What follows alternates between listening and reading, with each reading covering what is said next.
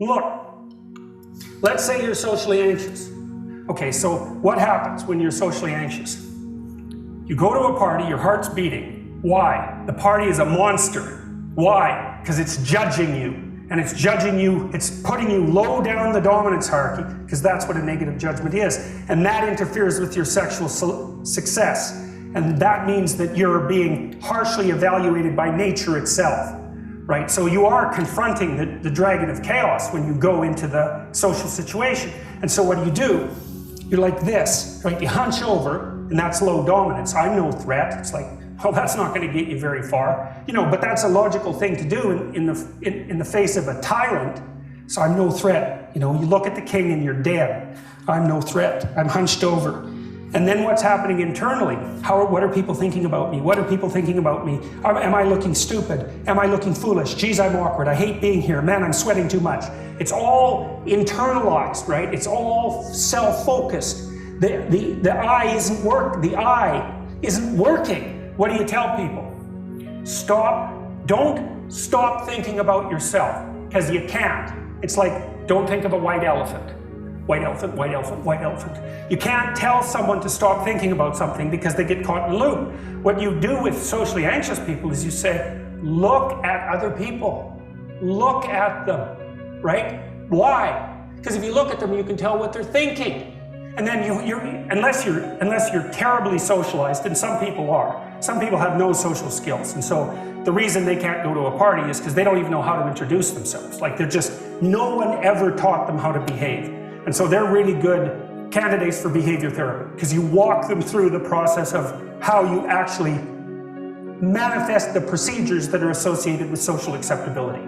But most people aren't like that. They have the ability. So if they're really introverted and high in neuroticism, they can usually talk quite well to someone one-on-one. Why?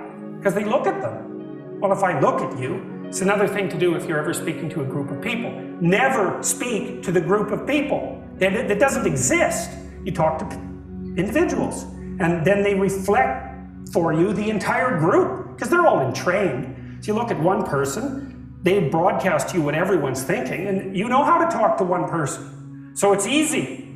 So as soon as you focus on the person, not you, you push your attention outward, use your eye, you push your attention outward, and you start watching. Well, then all your automatic mechanisms kick in, and you stop being awkward. Because if we're talking, and I'm looking here, I don't know what you're going to do next, and I'm going to put disjunctions into they're like bad chords in the melody of our conversation. And the reason is I'm not paying attention. So that's why the eye is the thing at the top of the pyramid. It's like the thing that enables you to win the set of all possible dominance hierarchies is the eye. Pay attention. Pay attention.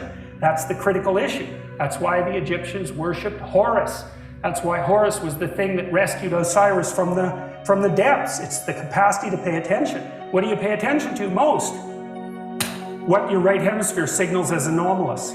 It attracts your attention. It's like, this isn't going quite right. I'm not looking at that. Wrong. That's what you look at. That's what you look at. What's not going right, because that's the terrible monster that might eat you, but it's also the place you get all the information. So that's why it's useful to have discussions with your enemies, because they will tell you things you do not know. And that's such a great thing, because if you don't know them, well, you're not very smart, are you? You know, there may be a time when you go somewhere that's the thing you need to know. And maybe your enemy will tell you why you're such a fool, you know, and a bunch of other things that aren't true too. But even one thing that's accurate, it's like, yeah, thanks very much, man. Maybe I'll do some work on that, and I won't have to carry that forward. So, and then that's part of the reason, again, why the terrible predator, it's always the terrible predator that has the gold. It's like, it's the person who delivers the message you do not want to hear. So it's rough, but it doesn't matter. Life is rough.